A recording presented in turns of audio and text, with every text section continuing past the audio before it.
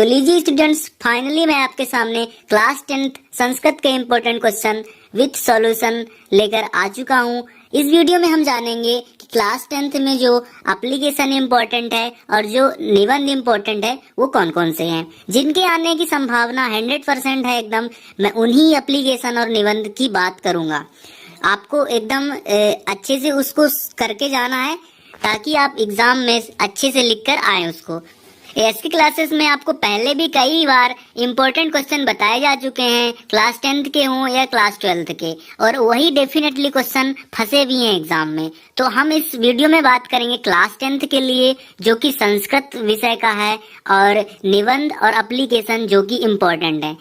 तो वीडियो को आप अच्छी तरीके से देखिएगा, पूरा फुल एंड तक वॉच करिएगा ताकि आपको पता चल जाए कि कौन सा एप्लीकेशन और कौन सा निबंध 14 तारीख के एग्जाम में आने वाला है। तो चलिए शुरुआत करते हैं अपन एप्लीकेशन से। एप्लीकेशन में पहला एप्लीकेशन आपके सामने है अवकाशार्थ प्रार्थना पत्रम, मतलब कि छुट्टी लेने के लिए आपको प्रार्थना पत्र लिखना है। तो यहाँ पर आप पहले देख सकते हैं, पहले नंबर पर है अवकाशार्थ प्रार्थना पत्रम, मतलब छुट्टी लेने के लिए प्रार्थना पत्र लिखना है। और दूसरे नंबर पे है पुस्तकानि प्रकाश हेतु प्रकाशा पत्र लिखना है, मतलब पुस्तक के प्रकाशन हेतु एक पत्र लिखना है। ठीक है, एप्लीकेशन में इन दो एप्लीकेशन को एकदम नोट कर लीजिए। एप्लीकेशन में से इन दोनों एप्लीकेशन को बहुत अच्छे से करके जाना, क्योंकि इन दोनों में से ही आपको डेफिनेटली एक देखने को मिलेगा। तो चलिए एक बार नजर डाल लेते हैं अवकाशार्थ प्रार्थना पत्रम और दूसरे वाले एप्लीकेशन की ओर। तो पहला एप्लीकेशन है आपके सामने अवकाशार्थ प्रार्थना पत्रम। तो देखते हैं इसको कैसे लिखते हैं और क्या लिखना है इसमें।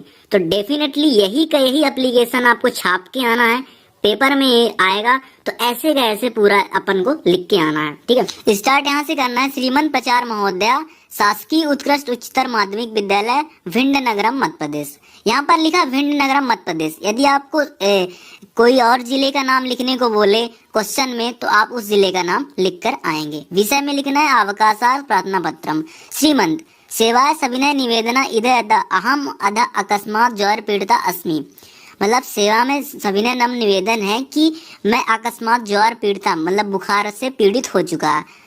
अतः एवं विद्यालय गंतु सर्वथा असमर्थ अस्मि, अतः मैं विद्यालय आना में सर्वथा असमर्थ हूँ। ठीक है, कृपया 5 दिवसाना अवकाशा स्वीकार कृत्वा, मतलब कृपया 5 दिन की छुट्टी देने का कृपा करें। दिनांक लिख देना है, जो भी दिनांक हो, और कक्षा और अपना नाम। यदि कुछ लिखने को बोल रहा है क्वेश्चन में तो वो लिख देना। ठीक है, ये हो गया अपना पहली एप्लीकेशन जो था अवकाशार्थ प्रार्थना पत्रम। दूसरा एप्लीकेशन है आपके सामने पुस्तकानि प्रकाश हेतु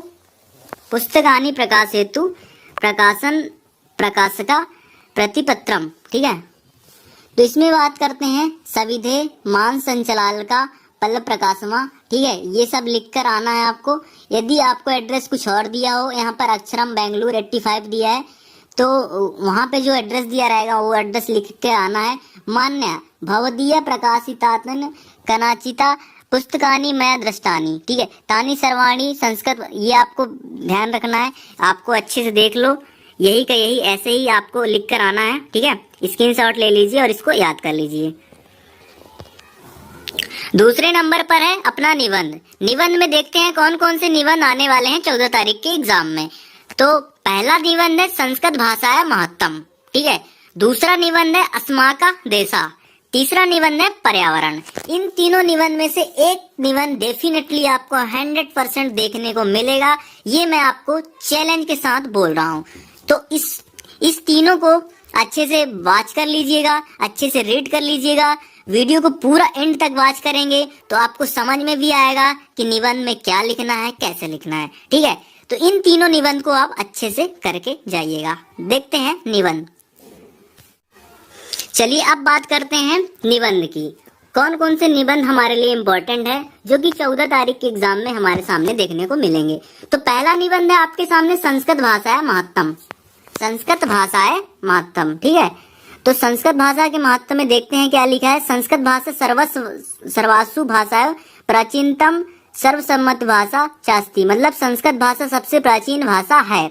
संस्कृत। यदि आपको कुछ अलग से जोड़ना है, यदि आपको लैंग्वेज कुछ कठिन लग रही है, तो आप अलग से भी कुछ संस्कृत का वर्णन कर सकते हैं। यह है कि वह सही होना चाहिए, ठीक है। दूसरा है आपके सामने अस्माका देशा, ठीक है। अस्माक देशा मतलब भारत के ऊपर आपको लिखना है। भारतो अस्माक देशा, भारत हमारा देश है। अस्माक देशा विशाला मतलब मेरा देश बहुत विशाल है, ठीक है, ठीक है। सागरा अस्य प्रदक्षलन करोति, अस्य भूता श्याम सस्य श्यामला अस्ति, इसकी भूमि सस्य श्यामला है। अस्माक देशा अनेके प्रदेशा संति, बहुत सारे प्रदेश हैं। अस्मेक देशा अनेका भाषा संति, बहुत सारे भाषा है हमारे देश में। अस्मानी देशे विभिन्न धर्म वाले वर्तते, मतलब बहुत सारे धर्म के वास करते हैं यहाँ पर। अस्माक देशा विविधा अस्माक देशा विविधा संस्कृतियाँ संति, मतलब बहुत सारी संस्कृति यहाँ पर विद्यमान है। आप अच्छे से इसको रीड कर लीजिएगा, पूरा एकदम अच्छे से याद कर लीजिएगा। आप इसमें कुछ एक्स्ट्रा जोड़ना चाहें तो जोड़ सकते हैं, ठीक है। ये हो गया अस्माक देशा, दूसरा निबंध।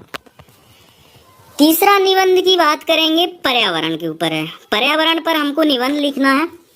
अस्माना परिता यानी पंचभूतानि संति तेषा सर्वासा एव परिसरा अथवा पर्यावरणम इति पदेन व्याव्यता, ठीक है। आप इसको बहुत अच्छे से रीड कर लीजिएगा, याद कर लीजिएगा।